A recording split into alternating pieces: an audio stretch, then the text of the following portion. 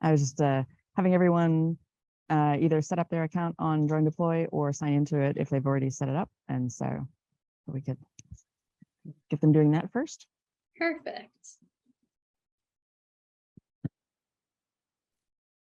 How many people are in the room right now? I can actually show you. Amazing. So there's a very short cable on this, so apologies, but 10. If everyone wants to wave, say hello to Kara and the team. And yeah, I can pass the mic around or relay questions if you guys want. So. Okay. Thank you. And hello to everyone online as well. Thanks for joining. All right. Should we wait a little bit longer or go ahead and get started? Yeah, we can probably just go ahead and get started. Okay. Well, yeah, thank you all for joining and coming to the DroneDeploy session. Happy to have you here. I believe that everyone has had the opportunity to sign up for DroneDeploy. Thanks everyone for doing that ahead of time and logging in. If you haven't already, and you still need some more time, we got the QR code on the screen here that you can scan. So my name is Kara, and I'm a customer success manager with DroneDeploy, and I've been with the company for 3 years. Rebecca and Josh, if you want to go ahead and introduce yourselves. Yeah, sure thing. Hi, my name is Josh Arneson. I've been with DroneDeploy since September of last year. I'm a field services engineer on the services team, primarily helping customers with getting DroneDeploy set up, helping kind of with the first, with the implementation of their account. Yeah, and my background before this, I was working in the construction industry, helping run the drone program there. And also before that, I was working for a couple of different drone startups. So, yep, happy to be here. Thank you, Josh. And Rebecca? Hey, Rebecca here. My background is in environmental management. I worked for a while at Esri and recently came over to DroneDeploy a little over a year ago. And I work with our nonprofits as well as our universities. Thank you. All right. So the plan for today is to go through a demo of the project, which Josh is going to show. Then we're going to do a brief overview of DroneDeploy and then go through some case studies and make sure we have some time for questions. But if you have any questions along the way, feel free to put in the chat or make yourself known to be able to ask. All right. Josh, if you want to take it away. Yep, we'll do. Continue. Stop one. All right. And just Josh, as you're just starting, I'm just going to let everyone in the classroom and online know that we have a section in the DroneCamp 2020 Q&A. So there's some fun links there. And then if you have questions, you can also put them there. We'll be keeping an eye on it. Okay, thanks for that. Thanks, Kara. They're going to be giving you a high-level overview of DroneDeploy here in a minute. So I won't spend too much time here, but this is sort of what it looks like from the project organization level. You can see all of the projects I have in here, but for the purposes of today's demo, we'll go ahead and jump into the Lagaska mudslide. So this is a data set that was collected by one of our colleagues who was helping out with the mudslide in Lagaska. And it's a good data set because it kind of shows kind of some of the diverse applications. It's not just industry that DroneDeploy can be used for. It can really be anything you can really think of.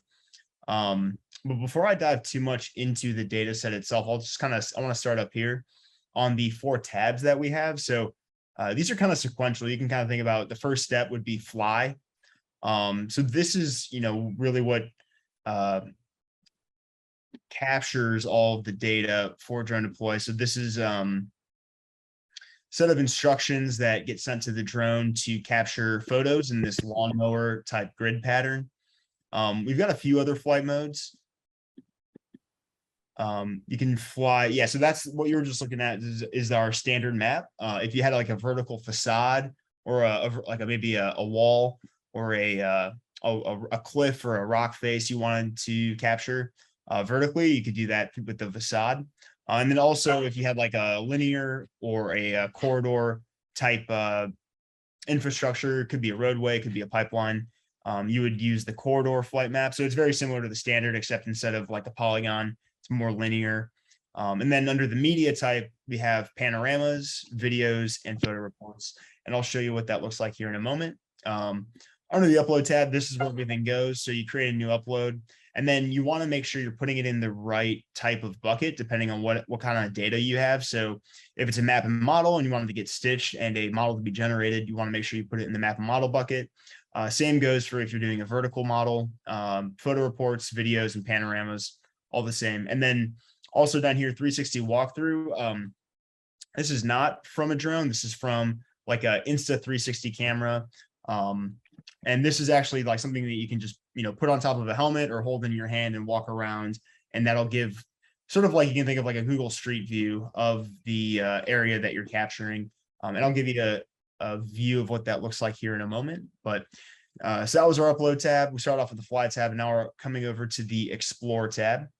So off the bat, if you can see, we've got this ortho photo right here, and that is from all of those photos that get captured by the drone. They all get stitched together into what we refer to as an ortho photo, which is basically like a giant mosaic of all those images, basically giving like a high definition satellite view of any given area. And you can see each of the blue dots here represent individual photos that were taken to help with that reconstruction. So as you can see, you can kind of toggle through them here too, but these are all the photos that have kind of gone into generating that ortho photo, as well as the 3D model here. Before we talk more about the 3D model, I do want to just point out a few other things. So with that ortho photo, and I think y'all are probably pretty technical already, so this might be a little redundant, but from that ortho photo, we can run a photogrammetry algorithm on it, which gives us a 3D model. And from that 3D model, we can generate contours or an elevation surface model like you see here. We can even process that a little bit further so that it kind of removes some of the trees and vegetation and buildings to give you more of a bare earth type model, and that can get toggled on and off here. You can also overlay any sort of blueprints or utilities, or maybe any sort of like site planning. That can all be done here, and that can be done in either the form of like a PDF or a PNG. And if you had 3-dimensional, like if you wanted to compare surfaces, you can also upload a GeoTIFF, DXF, or XML to run any sort of analysis or comparison you'd like between the data set you've captured with the drone and maybe like an existing survey or a design that you're trying to grade to if you're doing earth moving. So I guess maybe in this case, you'd have this surface model, and it's a mudslide. I think the mudslide kind of came through here. And so let's say maybe you had a survey of what the conditions were like before. You could load that up in here, and then that would give you a delta or a difference between what the surface is at now with all the mud on top versus what it was before. And that would tell you how much mud you would need to remove to get back to the way things were before. Is that all making sense so far? I know I'm moving through this a little quick. So anybody have any questions at this point on anything that we've looked at so far? No questions from the audience. You're doing a great job. Thanks. Yep. Thank you. Okay. So then before we get into the 3D model, just also want to point out here, we also do plant health analysis. So you can see obviously where it's a man-made structure or like compacted earth, it'll look a little bit more reddish brown, yellow. But then when you have like more lush vegetation, you'll see that is represented as a darker green. So it can also be a useful tool when you're trying to do things like remediation or just regular old agriculture. Okay, yeah, and we'll take a look at the model here now. So off the bat, it'll come in as a 3D mesh. And the 3D mesh is nice because it kind of gives like a photorealistic representation of the captured area. Give it a minute to load here. We have a question while it's loading. Yep. So 2 questions. The first one is, where in the software would you determine the difference with the previous terrain model? Where in the software would you determine the difference between the terrain and the surface model? So the sort of, you mentioned the, if you had the terrain before the mudslide and after the mudslide, how do you calculate that difference? Yes. Okay. So you would do that. Let's see. I think we would come out. I don't think we need to, but I'm not seeing it right now. You would do.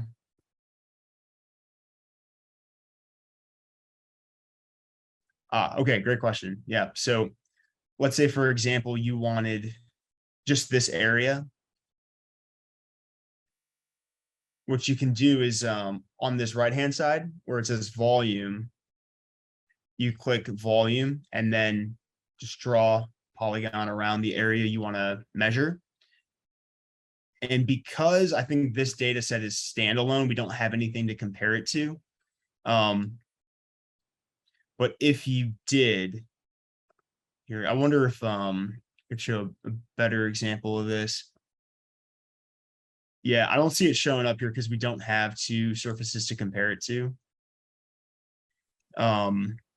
But you would do a cut fill analysis and you would just choose, you would select 2 surfaces that you would want to get a comparison to. Does that make sense or answer the question?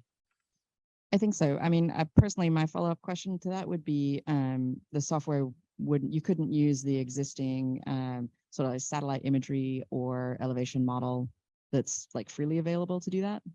Well, you could if you had that as like a DXF or an XML and you loaded it up. So Okay. if you put it into here, then you would have 2 surfaces. The trick there is that it's not readily available, so you would need to like source that data. If you're, my background's in geology, so I guess if you're trying to get like a comparison, you could pull from like in the North America, you could get like a USGS database or something like that. But yeah, you would need to load that up in here to get that comparison. There's no kind of base layer natively in there, if that makes sense. That does. Thank you. The second question was, could you do a % green determination of that ortho in DroneDeploy? Great question. Let's see, maybe under reports. No, I don't think you can get like a % calculation. What you could do is export the data. So if we come here,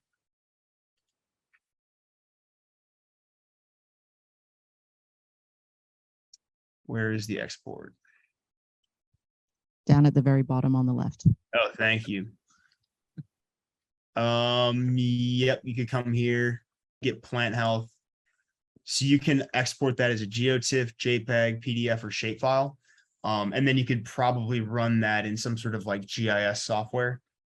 Yeah, you can choose your resolution there as well. So yeah, I don't believe there's a way to do that natively in DroneDeploy, but you could export that and then take it into your preferred software to run that calculation. Okay, great. Yep. Okay, let's hop back here to the model real quick. So we did talk a little bit about cut fill. Sorry, I don't have a great example loaded up for you right now, but just to kind of show, just kind of give you a visual of what that would look like. If we click on this stockpile here, we can turn on this surface profile. And that kind of gives a volume. The key with yeah,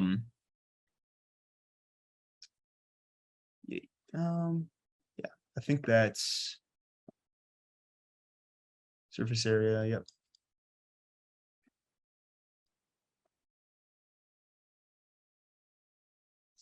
Yep. So that's a way to visualize that.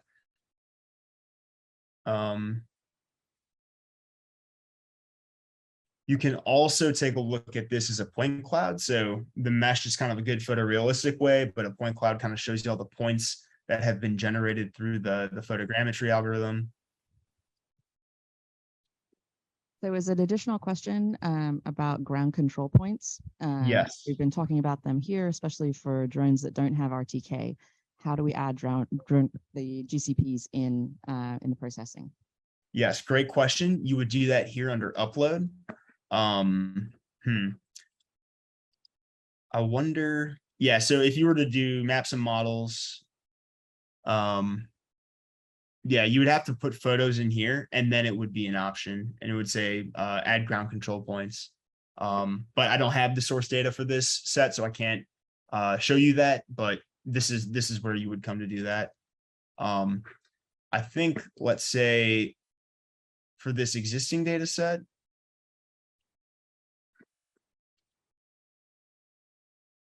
you can actually, I think there's a way for like an existing, if let's say you had an existing data set and then you went and got ground control points and you could identify it in the imagery. There is a way you could add them. Yeah, I think it's under map details here. Yep, we're under map details where it says add more photos, add more images.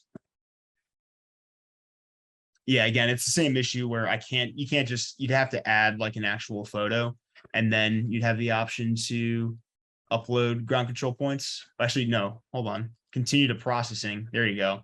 That's where you do it right there. Yeah, so pretty straightforward. Just a couple of templates you would choose. Then you'd actually, so you just want to make sure that your ground control point data file is in the same, or is in a one of these template formats, and then you could upload that. Select your EPSG code for whatever coordinate reference system the ground control points are in, and you should see them pop up here on the map. They'll check this box of saying that you'll understand that you can tag them later. You hit add GCPs, it gets uploaded, go through some initial processing, but then you'll get an email or it'll show up under the upload tab. And then all you would do is go in. We actually have an AI GCP tagging tool. So if your GCPs are like a nice checkerboard pattern or clearly identifiable, the AI will probably pick that up. And so you don't have to go find it in each photo manually. If everything was done, if everything is good and correct, the AI should do quite a bit of that work for you. And all you'll have to do is just kind of go in there and refine it. If not, you can always go do it the old fashioned manual way and find it in each individual photo. But that is how you add ground control points. Thank you. Yeah, absolutely. Great questions. So I think this is really about everything here. We talked a bit about volumes and cut fill analysis. You can also, if you do you can do a line here and that'll give you a surface profile. And all the analysis tools are here. So you've got a location, which gives you the lat and long. You have line or distance as you see it here, which will actually give you a nice profile that you can export as a CSV. Area tool, which gives you an area, volume, kind of like we've already talked about a little bit with this one over here. You can also count things. So I think there is a count over here.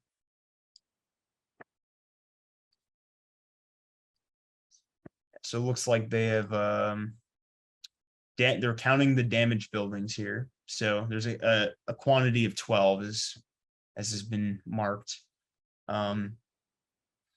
And then there's also like edge annotation, which if you wanted to basically draw lines on top of all of these buildings to get like a nice CAD file of the dimensions, that's what the edge annotation tool does. And then if there's any issue, this is kind of like for reporting, what you can do is create an issue either as a location or as an area, and then enter in some information as to like what kind of issue that is, even associate a dollar amount or a cost with that, with getting the issue fixed. And so that is a nifty reporting feature for people that are using the software in that way. So briefly, that's kind of the analysis tools that are available. I'm going to hop back over here to the map view. Yeah, so we kind of talked about the analysis. We talked about the 3D and the ortho. Now I'll kind of touch on some of the media capture components. So we saw the photos that sort of make up the map and the ortho and the model. And that's all that can be kind of toggled on and off over here. But then if you wanted just maybe more like oblique imagery or kind of like images just of specific things, they can be taken from a phone, a regular old camera, or a drone.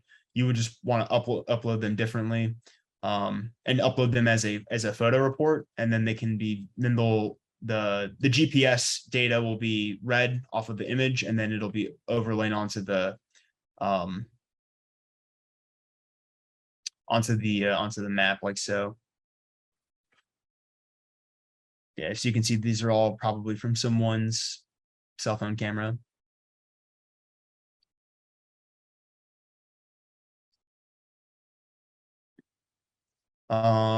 Similarly, you can also upload videos. So videos, they're more like they'll stay in place there, but you can click on that icon and it'll load it up here. I'll change the speed so you can kind of see more of it.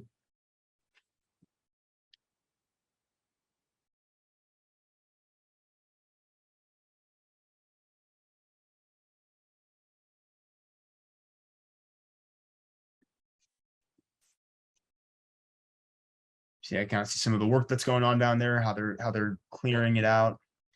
Oh yeah, here's a couple of issues. So yeah, you've got severity here, observation. Yeah, different pieces of information you can add to it. Take some notes on it. Yeah,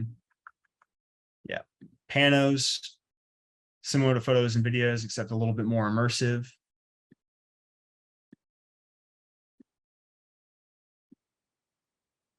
And then there is the walkthrough that I mentioned earlier. That's very similar to the kind of the Google 360 or the street view, if you will.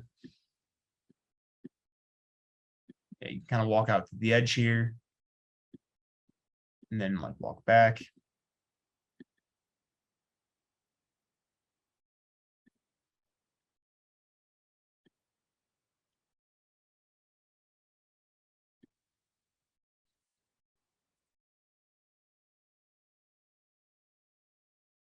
All right, I think you get the idea. So we've talked about the different media types, walkthroughs. Yeah, and I think the cool thing about this example is, you know, if something's changing really quickly in an environment like this was a mudslide that went through the whole town, you now have this point in time reference of what exactly happened. So if there was like a disturbance in a forest fire, or you know, the site that you're working at has some sort of major change, it's definitely a good time to do a lot of documentation. Yep, thanks, Rebecca.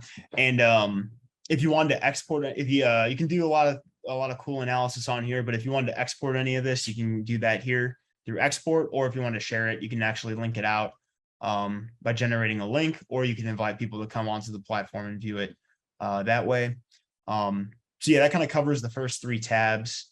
Before I move on, I just want to make sure I'm not missing anything here. Oh, and just because it sounds like you all are interested in the ground control points. I don't think anywhere are used in this project, but if you wanted to kind of get an assessment or an understanding of the accuracy, you'd come here under map details.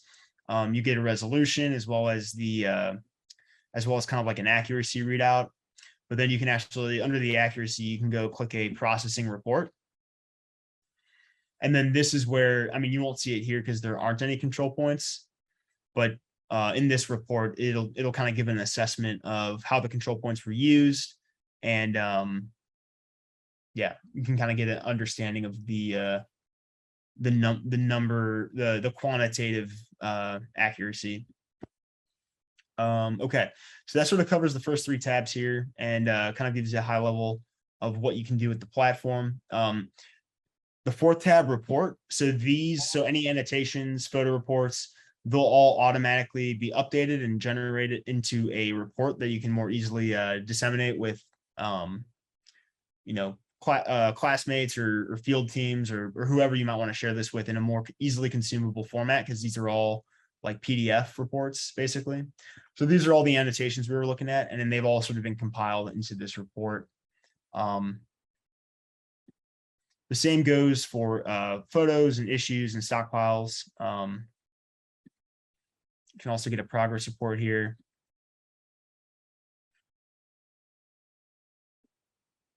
Yeah, just another way to report and share information. Are there any other questions in the room?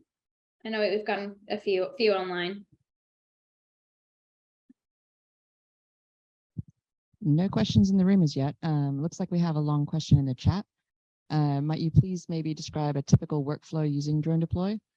I like it very much and used it for flight planning and autonomous flight control. So far, though, I've not been using the capability of DroneDeploy to do the actual orthomosaic stitching, say, of a particular flight images.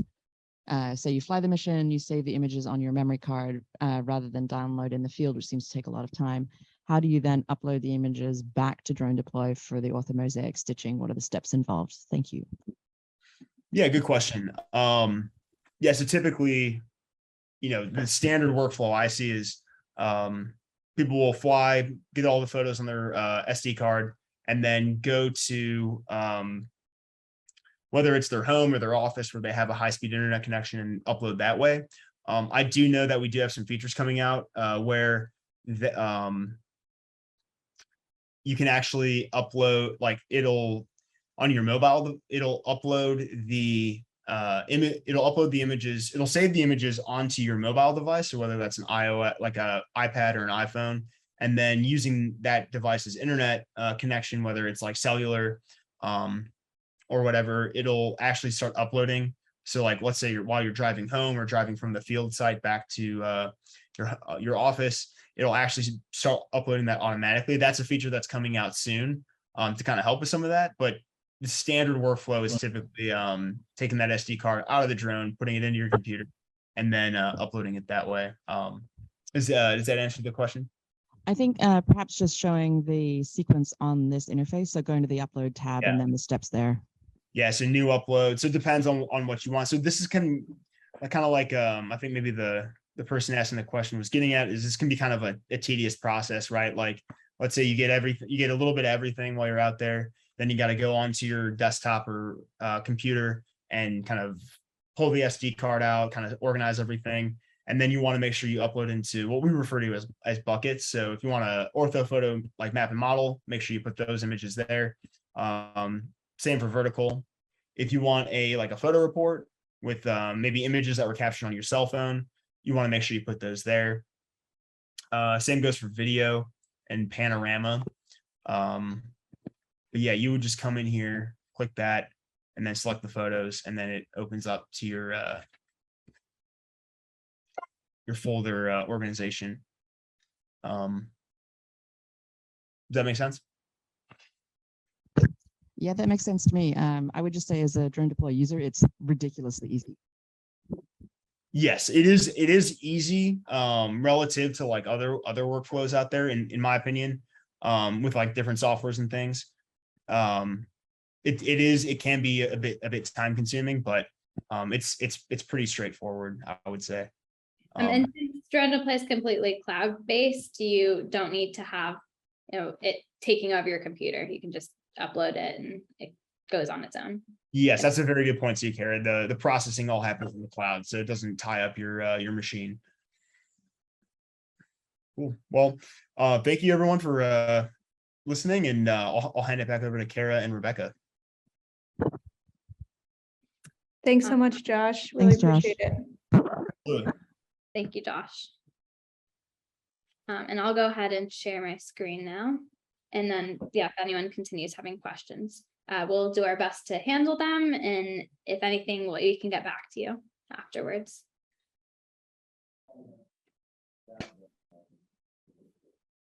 All right, are you able to see my screen? Yep, just fine. All right, so now I'm going to just kind of go over a brief overview of DroneDeploy after you saw the demo. So DroneDeploy is the leading drone data solution globally. We've been around since 2013 and are constantly innovating and updating our software. Using our groundbreaking technology, DroneDeploy can allow you to monitor, report, and understand your projects so that you can focus on serving your mission.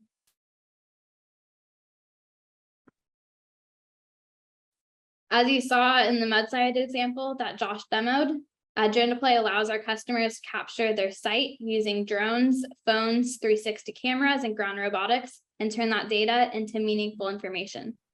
For example, our software takes thousands of images and automatically creates those 2D maps, 3D models, and integrate all of your reality capture data to one place with information such as videos and panoramas. Then our solution helps surface insights such as validating work, verifying progress, gaining key measurements and metrics, and resolving issues. All this information can then be shared across your organization and with a wide range of third-party applications. We know that a number of you are in academia, so I just wanted to reiterate again that this is all cloud-based, so you don't have to worry about taking up too much memory on your computers, your lab computers for work, and you can also share your project easily via email so that you can easily add and change permissions for various projects. DroneDeploy is used for a wide variety of different applications and consumers. These are just a handful of customers who regularly use DroneDeploy. A large number of our customers are in the commercial space, but one of our big goals is ensuring that nonprofit organizations also have access to DroneDeploy through our social impact program.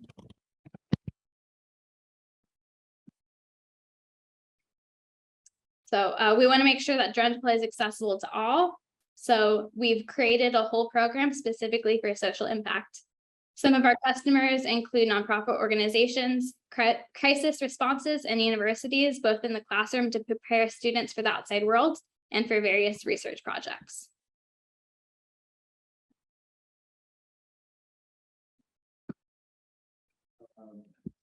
DroneDeploy is often used to prepare, act, and respond before, during, and after times of crisis, keeping operators safe and improving on-the-ground knowledge. Here you can see 3 different pictures of a few different DroneDeploy maps captured in high-risk, disastrous areas. The first photo is a map of a high-risk flood area. Using aerial imagery and DroneDeploy's elevation map model, it's easy to identify the direction water flows from all the different angles. The second is a map of a building infrastructure project that has had a lot of issues with mudslides, kind of like we just reviewed. And then in the third map here, DroneDeploy was used in a highly congested area in Brazil that's prone to flooding to count the houses and get an estimate of the area's population. In all 3 scenarios, DroneDeploy was used to help people and organizations make informed, actionable decisions during a time of crisis. When a situation is developing quickly, it's important to have all essential information so that you can quickly make smart decisions.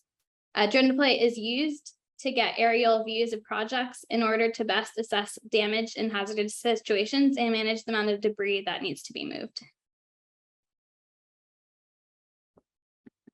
All right, any additional questions in the room or online? Nope, we're good. All right. Rebecca, if you want to go through some additional case studies we have. Yeah, thanks so much, Kara. That was really great to just get the broader overview and see a couple of those examples from disaster response. I think a lot of you are working as well in the environmental field, so I wanted to just highlight a couple examples that will maybe help you kind of see some areas where drone data could be used in your own research and get you thinking. So yeah, if you want to go forward. So this is a couple projects from the Nature Conservancy, and they use all types of drones. That one's like over water there. And they're actually doing a lot of projects in California specifically to map I want to say eelgrass, but it's kelp forests. So this is a really cool drone video taken of those kelp forests, and they do kelp mapping every year to get a census of how much of this is available off the coast, and they're using They have a huge team who does this, and they're using DroneDeploy to create those mission plans and then map it out. And on the next slide, we can see them taking off on a brisk coastline, and then the drone will go over and map out those kelp forests. So there's also some really cool work they're doing in the Caribbean, and there's some interesting restoration efforts happening in coral reefs and also in mangrove forests. And this just to kind of, there's a couple slides here that really talk about the differences between what type of data you're using to answer questions. And I think that's like super important for all the work you're doing. Of course, there's drones as one tool. There's also satellites. Maybe you could get some data from airplanes. They actually are even using sensors that are on the surface to map below the water to see into it. And that's just like a big question for whatever project you have. Even if you're using a drone, is asking what level of data do I need to capture to answer the questions I'm looking at. So as you might know, if you're using our flight planning app or any others, the higher you go up, the less resolution and the less batteries it takes. So really trying to figure out what resolution do I need to answer the questions at hand. And on the next slide, we have a really good example of this. So this is up at the top, we see drone imagery, and then what the aerial and satellite imagery is from there. This is in Wyoming or Montana, and they are working on sites of, anybody know what this picture is of in the top? I guess most people here might be from California, but anyone know what those holes might belong to? No takers. There's oil and. So this is actually that's the side of a corral, I think. But this is these are prairie dog holes. So they have a really cool project, a seed bank. So a really large property where farmers will come with their cattle to alleviate pressure on their own lands, and kind of give them a different space to range for a period of time. And so farmers pay a certain amount to be there, and the more of their land that has these prairie dog colonies on it, they'll get a reimbursement for that. So it's basically a payment for ecosystem services. And before they had drones, they were going out on ATVs all over the place trying to get some sort of a map of how large these colonies are. They still spend a lot of time flying, but now you can get that data while, you know, sitting at the back of the car while the drone flies off. And it's allowed them to actually quantify how big of an ecosystem payment they can give out. So that's another really neat example. I don't know if anyone here is working on conservation projects, but the drones can also be super useful for studying structures. So not just like, you know, we've talked about coral reefs or forests or something like that. But this is these are missions. So when the Spanish inquisitors came over to Mexico, they built a lot of these beautiful missions that are now, you know, slowly crumbling, but they do provide a really great, you know, piece of cultural heritage and an area that tourists are interested in. So a local organization there is mapping like tens of, I think they're up to 17 of the missions in Chihuahua, which is northern Mexico. And then they can use that for research and conservation. So now they have it in a couple museums of those structures, and they can also use it for restoration efforts. We're actually doing a webinar tomorrow talking about this, as well as another research project that's in Iraq, studying some like totally different, like really flat areas where they can, with the drone, be able to see the indentations in the ground that show where formal settlements were back in like ancient Mesopotamia. So really cool uses in archaeology. And both of them talk to the issue that a lot of other ways of studying can be pretty can be a way where you're taking things out. So in conservation, for example, if you were working to measure carbon, you might, historic practices, you like burn every piece of the tree and see how much carbon is in it. Historic practices for archaeology, you're digging into areas to see what's underneath the ground. Drones and a lot of this type of data can be a way less intrusive way to study an environment. Obviously, there's other considerations, but especially in those examples, it's way less destructive and harmful. So this is I mentioned, some ocean examples. A lot of other cool examples I've seen are on the coast. So there's a lot of projects right now trying to figure out how to quantify trash. There's some in the middle of the Pacific and a lot on coastlines. So this is an organization in the Outer Hebrides, which is in England. And there's a ton of islands that have long beaches on them. And it's hard to even land a boat onto the shore. So from the boat, they're able to fly the drone out, take a look at the coastline and see if they need to send a group out there to pick up trash. And they're just trying to do that in their local environment, which I think is pretty cool. And we talked a little bit about cut fill, and I think that's a really neat part of the software, that you can start to get towards some of these GIS capabilities of measuring, analytics, annotations without going all the way over into heavier GIS software.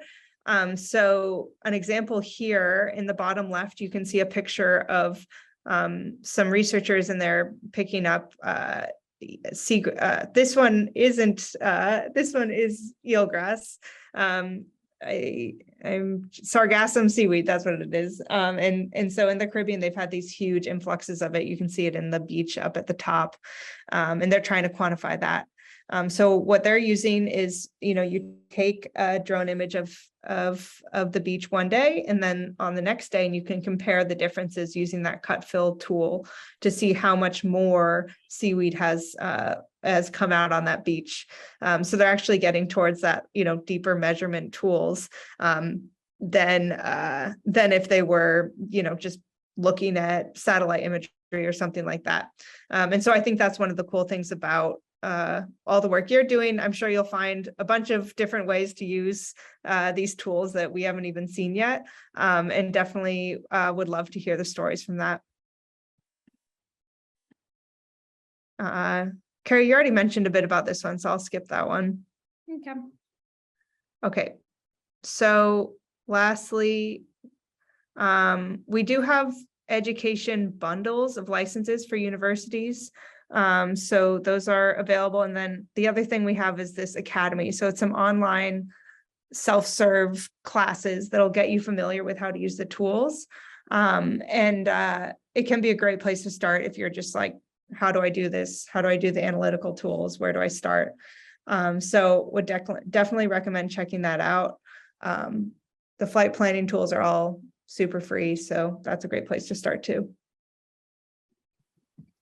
All right, and yeah, you right now have access to DroneDeploy Academy with your trial accounts, which so you can access that by going to. Yeah, those continue to be available too. Yeah. All right. Does anyone have any questions in the room or online?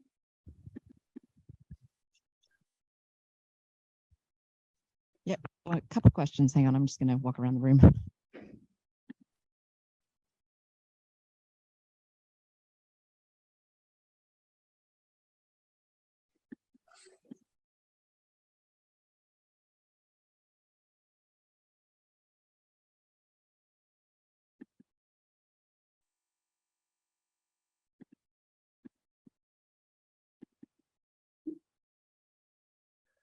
Yeah, so the question I saw come in, I don't know, am I frozen? Can you all hear me? Okay.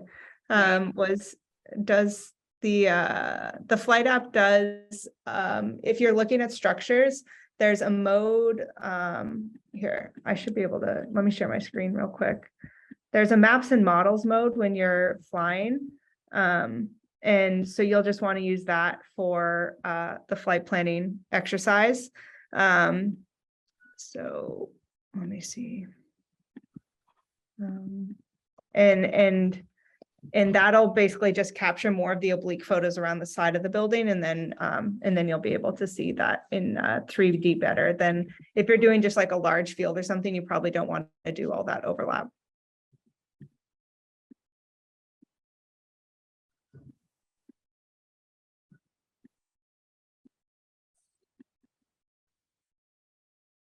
What platforms can you use? Like what drones? Oh, yeah. So there's a list on our website that's kind of the easiest place to look. I'd say, you know, most folks are using kind of I always recommend starting with like Mavic 2 or Phantom 4, something simple. And if you are doing some vertical, like a VTOL drone, we can process any of the images. It's just that flight planning that might not be supported for those other drones. So I just put the link in there. Yeah, so we support pretty much all the DJI drones and Skydios and a few others, but that's when we say support. Yeah, it's just for autonomous flight. We could process any of the imagery as long as it's been captured. Cool. Any other questions in the room or online? Can you hear us? Now we can. Okay. Just recently. Yeah, got a question about Sub-Saharan Africa. We do actually through our nonprofit program. So if there's nonprofits that you're working with, we do have licensing for basically based on the tier for the country from the UN codes. And we added links to the DroneCamp Q&A doc that leads to both our university education packaging and how to reach out to us for that, as well as applying for like a nonprofit or a special deal on our nonprofits link that's included in the DroneCamp doc. I have a question. And then Rebecca just included the link as well. Yeah, So we don't have that for universities. So we have a question from the room. I'm not sure if the mic in the front will hear it, but we'll try. Okay.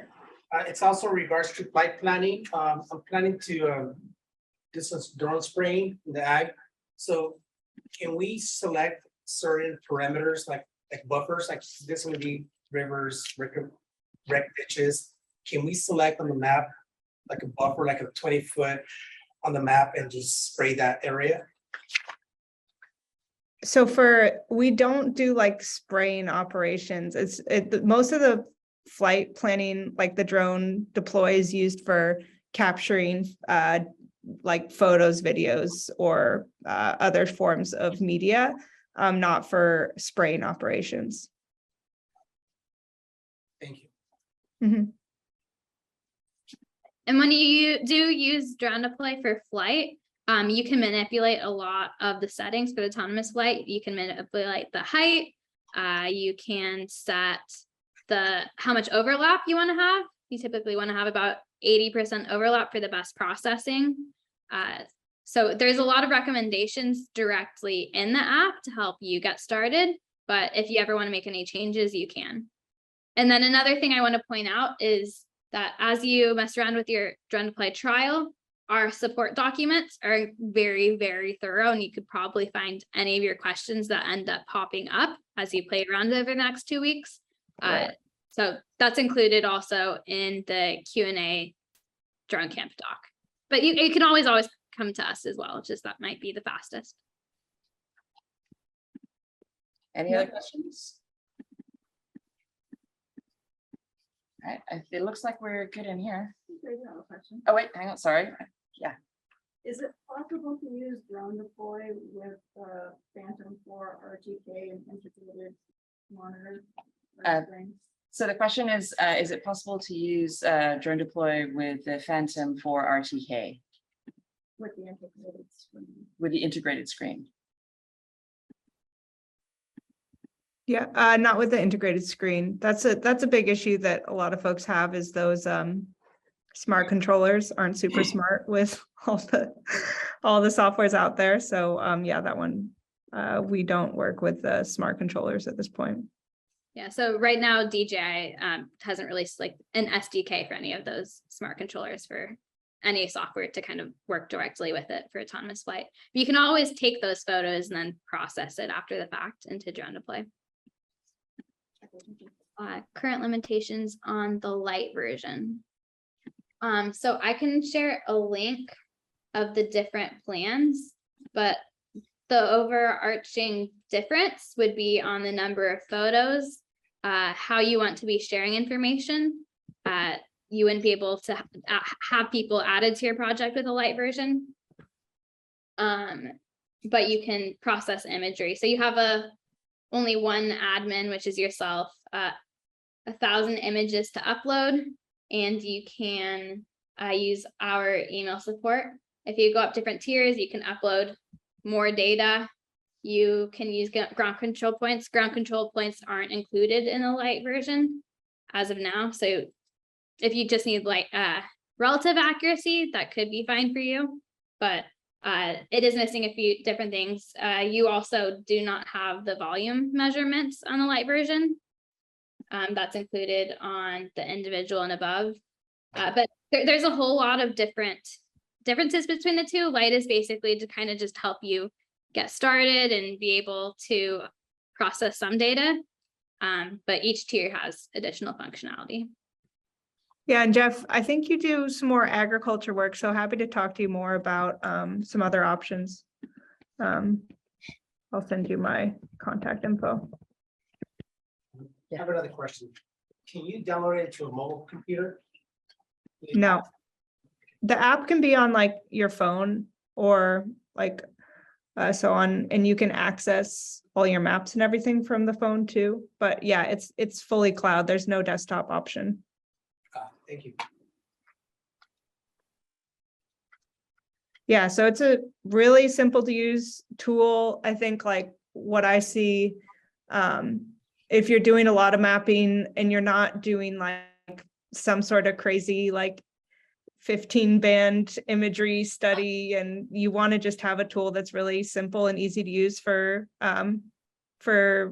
like, that's where DroneDeploy I think is gonna win out. We obviously work a lot more in the fields of construction and agriculture and have a lot of tools built out specifically for them. But yeah, like Becca's been teaching this class and using it a ton with students there. So I'd be interested to hear more about the projects y'all are working on, and feel free to reach out to me or anyone else at DroneDeploy, but Kara and I are good resources to get you to.